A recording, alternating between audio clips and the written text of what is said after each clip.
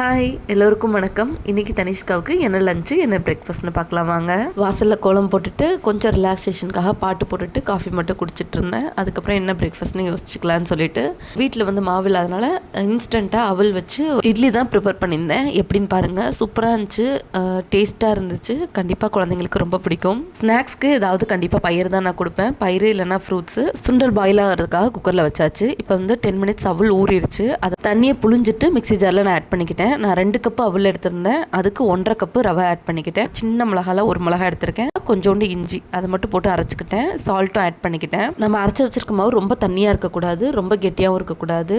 நான் இலையில அந்த மாவை தட்டி நடுப்புற மட்டும் கொஞ்சம் ஹோல் விட்டுட்டு அதை இட்லி பாத்திரத்தில் வச்சு 20 நிமிஷம் வேக வச்சு எடுத்துக்கிட்டேன். லஞ்சுக்கு ரைஸும் கேரட் பீன்ஸ் சாம்பார் தான் ரெடி பண்ணியிருக்கேன்.